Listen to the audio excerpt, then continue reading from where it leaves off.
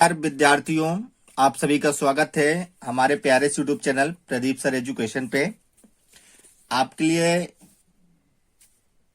लगातार class 10th की जो मैथमेटिक्स है उसको हम सॉल्व लगातार कराते आ रहे हैं। आज से आपकी अर्धवार्षिक परीक्षाएं जो बीता हुआ कल मान के चलिए, आज जब वीडियो अपलोड हो रही है तो जो आपकी अर्धवार्षिक परीक्षाएं हैं वे समाप्त हो चुकी हैं। आप तैयारी बोर्ड की करना है जो मुख्य मान लिए। मैंने अभी तक 4.1 और कंप्लीट करा दिया। 4.2 के जो ये यहाँ तक 5 सवाल हैं आपको दिख रहे होंगे, गुणनखंड विधि से निम्न द्विघात समीकरणों के मूल ज्ञात कीजिए, इनको मैंने सॉल्व करवा दिया। अब क्वेश्चन नंबर 2 के उदाहरण 1 में दी गई समस्याओं को हल करना है। ये मैं आपको लास्ट में, जब भी प्रश्नावली लास्ट में जाएगी तब मैं आपको बता दूंगा। अब मेन मकसद अपना क्या है कि ये क्वेश्चन जो मेन आपको दिख रहे होंगे स्क्रीन पर, जिसमें क्वेश्चन नंबर 3, 4, 5 और 6 ये सभी मोस्ट एमपी हैं, इसलिए इनको सर्वप्रथम हम लगाएंगे। तो ध्यान दीजिएगा, सर्वप्रथम सवाल तीसरा करने जा रहे हैं, तो तीसरे सवाल को हम लोग बकायदा अच्छे से करने वाले हैं, ठीक है ना। तो चलिए, बहुत अच्छे तरीके से सॉल्व करना है, कोई दिक्कत हमको नहीं लेनी, ठीक है ना। इसलिए कोई भी परेशानी नहीं लेना, थोड़ा सा एडजस्टमेंट कर लेते हैं जिससे आपको दिक्कत ना हो, है ना। चलिए, तो सवाल को देखते हैं। क्या है सवाल, एक बार मैं आपको पुनः बता देता हूं। ये देखिए सवाल दिया हुआ है, ऐसी दो संख्याएं ज्ञात कीजिए जिसका योग 27 हो और गुणनफल 182 हो। ऐसा आपको क्वेश्चन दिया हुआ है, आप भी अपनी बुक में देख सकते हैं ना। तो चलिए, क्या लिख दें, प्रश्न नंबर 3 को हम हल करने जा रहे हैं, ठीक है। राइटिंग पे थोड़ा न जाइएगा, अब सवालों को समझने का प्रयास कीजिएगा। तो क्या दिया है, ऐसी दो संख्याएं, तो माना पहली संख्या को हमने क्या मान लीजिए, x है, ठीक है, मान लिया आपने भी। और इसके बाद यहां पे लिखिए तथा दूसरी संख्या। अब दूसरी संख्या क्या होगी, देखिए योग कितना दिया है, योग मतलब दोनों का कितना आना चाहिए, जब भी जोड़े तो 27 आना चाहिए ना। तो इसमें से क्या करना है आपको, इस पूरे योग में से इस x को आपको घटा देना, तो ये दूसरी संख्या हो जाएगी, ठीक है। अब इसके बाद क्या चलते हैं, प्रश्नानुसार, ठीक है, कोई दिक्कत नहीं लेना आपको, ठीक है ना। और कोई भी परेशानी आती है तो वीडियो को आप लोग पीछे करके भी देख सकते हैं।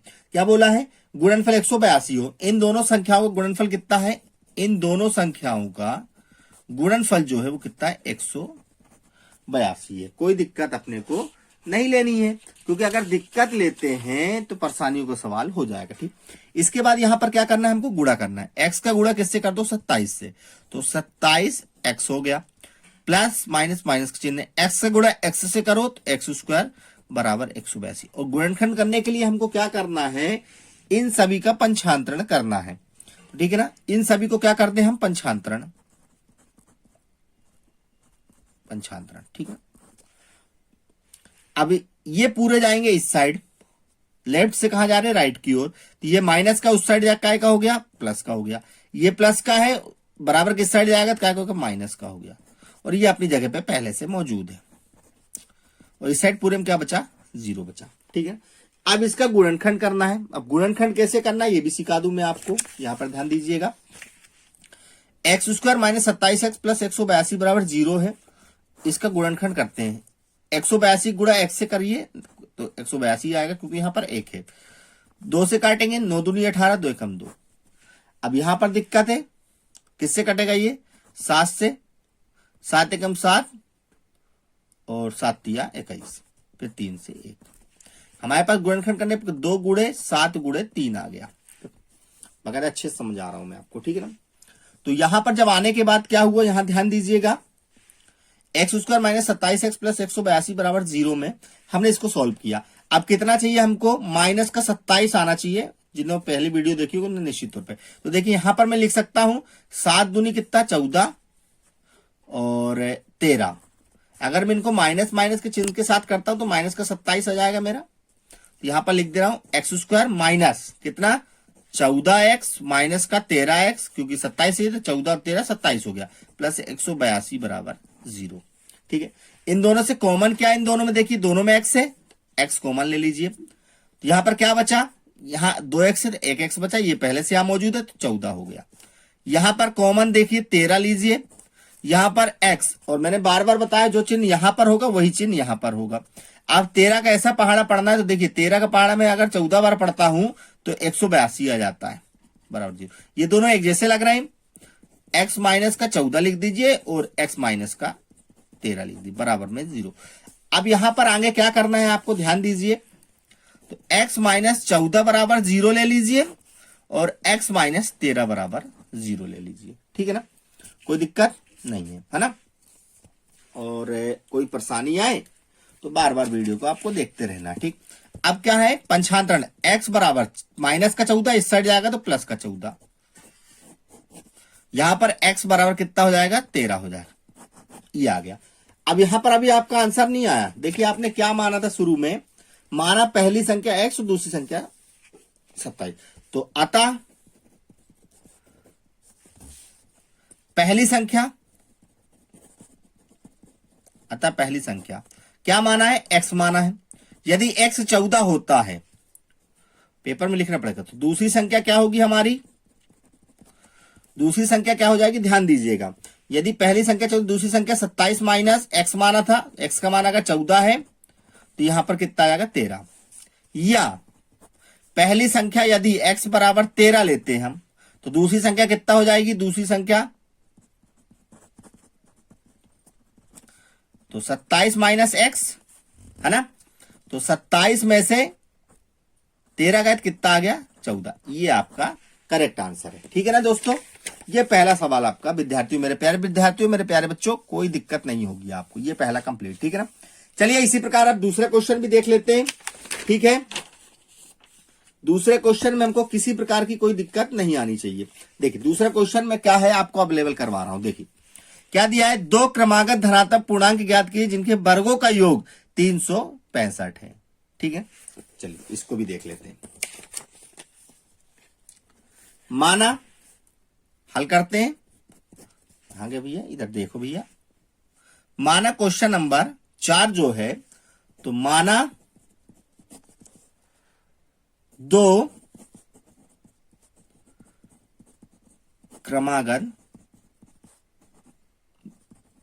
धनात्मक पूर्णांक, ठीक है ना, क्या है धनात्मक पूर्णांक x और x प्लस 1 है। ठीक है, बस इतना लिखने के बाद आपको क्या करना है, प्रश्नानुसार कर देना है आपको, प्रश्नानुसार। ठीक है, क्या बोला है प्रश्नानुसार, देखिए एक बार, वर्गों का योग 365 है, तो ये जो x है इनके वर्गों का योग कितना है 365 है। ठीक है ना, अब आगे जब बढ़ रहे हैं, धीरे धीरे आगे बढ़ते हैं, तो इसको खोलते चले जाएंगे, x का x स्क्वायर हो जाएगा और इसमें फॉर्मूला लग जाएगा a प्लस बी का, तो a square plus B square plus 2ab बराबर 365। ठीक है, तो x स्क्वायर प्लस का x स्क्वायर प्लस का 1 का तो 1 और यहां पर 2x बराबर 365। 1 और 1 कितना हो गया 2x स्क्वायर प्लस 2x को लिख दो 2x प्लस 1 बराबर 365। अब 365 का आप क्या कर दो, पंचांतरण, शॉर्ट फॉर्म में आपके लिए लिख दे रहा हूं मैं, तो 2x स्क्वायर प्लस का 2x प्लस 1 और माइनस का 365 बराबर 0। अब घटा दो, 365 में से 1 गया तो माइनस का 364 बराबर 0। अब यहां पर आपको क्या करना है, इसको थोड़ा सा सरल अगर कर सके तो आपको इसको सरल कर लेना है। क्या करना है, इसको 2 से भाग करने पर, 2 से भाग करने पर, ठीक है, दोनों पक्षों में दे दो, दोनों पक्षों में, ठीक है ना, दोनों पक्षों में, तो 2x स्क्वायर बटे 2 प्लस 2x बटे 2 माइनस 364 बटे 2। क्या फायदा होगा मैं भी बता रहा हूं, 2 से 2, 2 से 2, 2 से इसको 182, ठीक है ना, एक्स स्क्वायर प्लस का x माइनस का 182 बराबर ये 2 से क्या 0। अभी देखिए कुछ देर पहले ऐसे सवाल किया क्या हमने, ये है ना 182 को निकाला है, इसलिए मैंने कहा कि भाग दे दो। देखो 182 को करेंगे सेम वही चीज, 2 से 91 आ जाएगा। इससे पहले वाले सवाल में 7 से 13 और 13 से 1। अब इसमें प्लस का 1 चाहिए, तो इसमें क्या करना है आपको, 2 गुणे 7 गुणे 13 में 7 दूनी 14 प्लस का रखना और माइनस का 13। ठीक है ना, बस इतना समझ में आ गया आपको तो बहुत कुछ समझ आया। 2x² प्लस का 14x माइनस का 13x माइनस का 182 बराबर 0। दोनों कॉमन x हो गया तो x प्लस का 14, यहां से 13 कॉमन तो x प्लस का 14। जो चिन्ह यहां होगा वही होगा यहां, क्योंकि माइनस प्लस माइनस हुआ बराबर 0। अब देखिए दोनों एक जैसे लग रहे हैं, यहां पर x प्लस का क्या कर दीजिए 14 कर दीजिए, यहां पर क्या है x माइनस का 13 कर दी बराबर में 0। वही चीज x प्लस 14 बराबर 0 और x, एक सेकंड दिख नहीं रहा है ना, x माइनस 13 बराबर 0।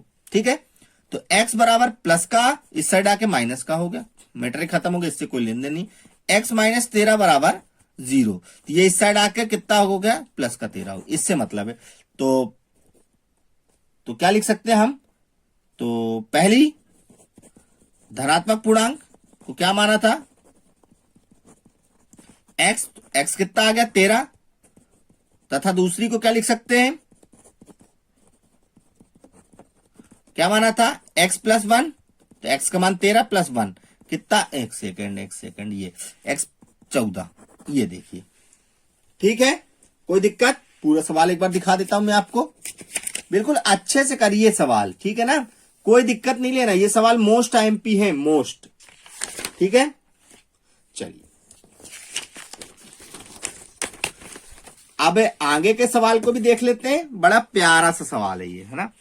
क्या दिया हुआ है, एक समकोण त्रिभुज की ऊंचाई उसके आधार से 7 सेंटीमीटर कम है, ऊंचाई आधार से 7 सेंटीमीटर कम है, तो क्या मान ले, माना समकोण त्रिभुज का कौन सा है, ये 5वां है ना।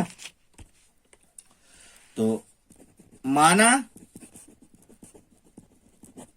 समकोण त्रिभुज का आधार कितना हो गया, x सेंटीमीटर।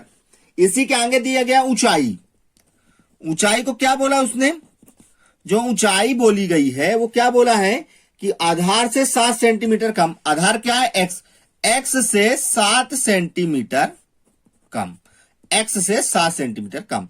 और तो अन्य दो भुजाएं ज्ञात करनी, कर्ण भी दिया हुआ है, कर्ण बराबर 13 सेंटीमीटर आपको दिया गया है। तो कुछ नहीं करना है इसमें, आपको इसमें पाइथागोरस प्रमेय लगा देनी, सिर्फ पाइथागोरस प्रमेय से। तो क्या लिखेंगे हम,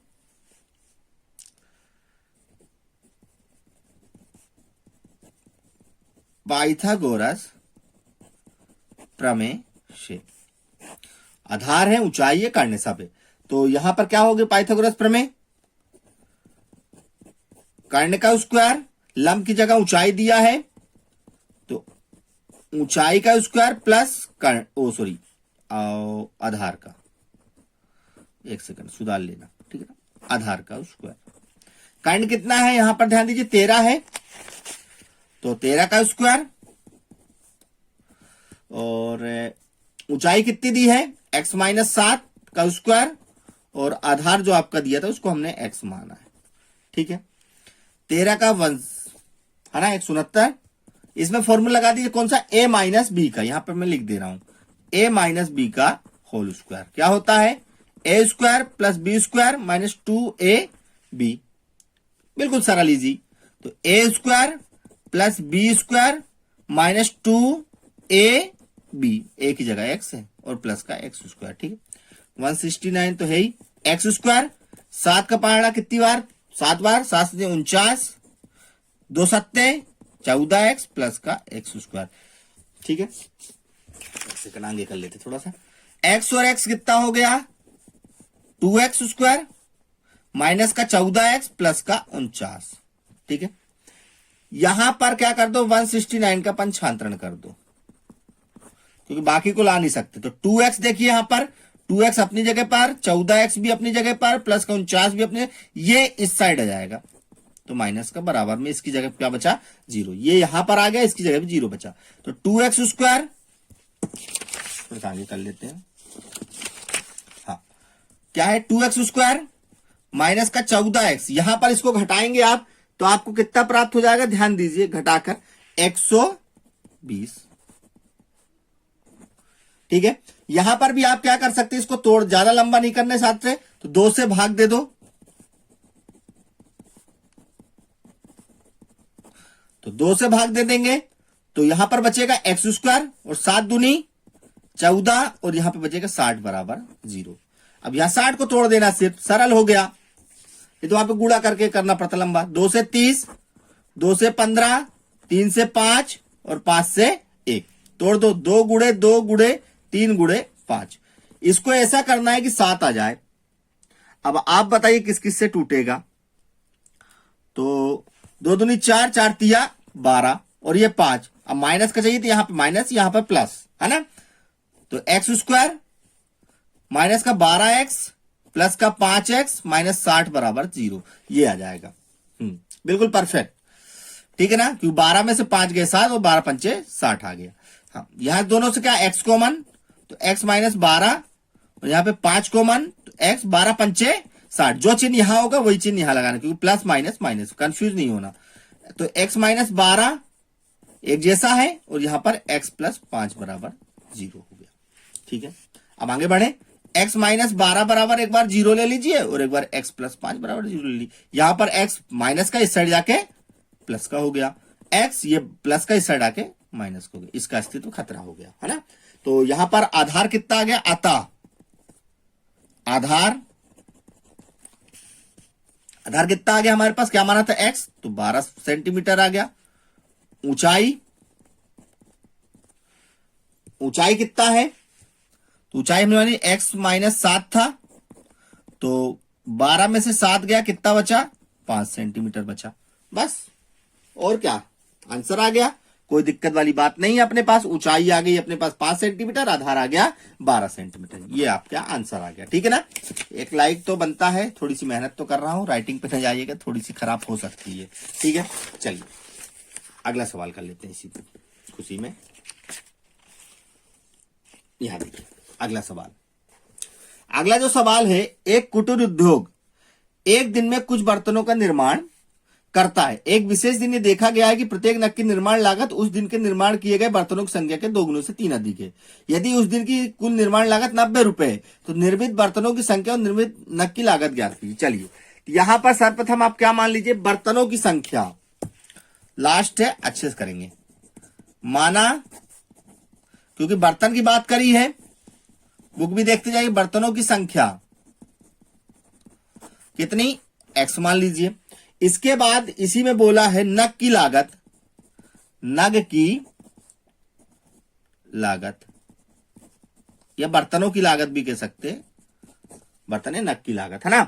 तो इसमें क्या बोला, देखिए प्रश्न में क्या बोला है, एक बार दिखा देता हूं मैं आपको। इसमें बोला है कि बर्तनों की संख्या के दुगने से 3 अधिक है। बर्तनों की संख्या से दुगने से कितना अधिक है, 3 अधिक है। ठीक है, ये आ गया आपका, बर्तनों की संख्या के दुगने से 3 अधिक है। अब इसी के बाद इसमें 90, उस दिन कितना करा है, 90। तो यहां पर जाहिर सी बात है, हम किसी का भी लागत करते तो गुड़ा करेंगे। मैंने अगर एक समोसा 5 का 10 समोसा अगर कितने का आएगा तो मैं गुड़ा करूंगा। तो यहां पर चलते हैं और लिख देते हैं तुरंत, x गुड़े 2x प्लस 3। भाई बर्तनों की संख्या का गुड़ा लागत से करेंगे तो कितना उस दिन, 90। x का इससे करो तो 2x² और प्लस का 3x बराबर 90। यहां पे 90 का कर दो क्या, पंचांतरण, तो 90 हो जाए काय का, माइनस का। अब यहां पर 90 और 2 का गुड़ा, किसका, 90 और 2 का गुड़ा कर दो, 90 दूनी 180, 2 से कितना आ गया 90, 2 से तोड़ो 45, 3 से तोड़ो 15, फिर 3 से तोड़ो 5 और 5 से तोड़ दो 1, यही है। और अपने को चाहिए कितना, प्लस का 3 चाहिए। अब किससे टूटेगा ये देख लेते हैं अपन, 2 गुड़े 2 गुड़े 3 गुड़े 3 गुड़े 5, 2 दूनी 4, 4 तिया 12 और 5 तिया 15, क्या चाहिए 3। तो 15 को प्लस का कर देते हैं और 15 में से 12 घटा देते हैं, सीधी सी बात। तो 2x² प्लस का 15x, ठीक है, माइनस का 12x माइनस का 90 बराबर 0। ठीक है, यहां से क्या कॉमन, x कॉमन, तो x अगर दिक्कत हो सकती है यहां पर इधर उधर करने पर, ये कोई दिक्कत नहीं आएगी हमें, है ना। तो चलिए यहां से x कॉमन आ जाएगा तो 2x प्लस 15 बचा। यहां से क्या कॉमन ले सकते हैं हम, ध्यान दीजिए, ये इसी के जैसा आ जाए, 6 कॉमन ले सकते हैं तो 6 दूनी 12, 2x और 15, ये ठीक है, कोई दिक्कत नहीं है, आ गया, ठीक है, उसी के जैसा आ गया दोनों। तो यहां पर दोनों एक जैसे, तो 2x प्लस का 15 और x माइनस का 6 बराबर 0। अलग अलग लिख देते हैं, 2x प्लस 15 बराबर 0 और x माइनस 6 बराबर 0। 2x बराबर माइनस का 15 तो करना है ही नहीं, x बराबर 6 इस साइड जाएगा तो प्लस का हो जाएगा, ये आ गया। तो अतः बर्तनों की संख्या कितनी हो गई हमारे पास, 6, और नग की लागत भी ज्ञात कर लेते, नग की लागत तो 2x प्लस 3 था, तो 2 गुणे 6 प्लस का 3, 2 छक्का 12 प्लस 3, कितने रुपए आ गए, यहां ध्यान दीजिए 15 रुपए। तो ये हमारा लगभग करेक्ट आंसर आ चुका है। तो आप हमारे साथ बने रहिए, हमारे इन प्यारे सवालों को एक बार जरूर लगाइएगा। कुछ समझ में नहीं आता तो वीडियो को थोड़ा सा पीछे करके देख लीजिएगा, ठीक है ना। ये 4.2 मैंने कंप्लीट करा दिया है, 4.3 जो अगली है उसको भी जल्द से जल्द कराने का प्रयास करेंगे। लेकिन उससे पहले आप लोग हमारे चैनल पे आए हैं तो चैनल को आप लोग लाइक कर दीजिए, कॉमेंट कर दीजिए, तो शेयर कर दीजिए और सब्सक्राइब तो करना बहुत जरूरी है, ठीक है दोस्तों। इतना आप लोग के लिए करते रहिए, अगले चैप्टर और जल्द से जल्द पूरी वीडियो आती रहेंगी। आप हमारे साथ बने रहिए। जय हिंद, जय भारत।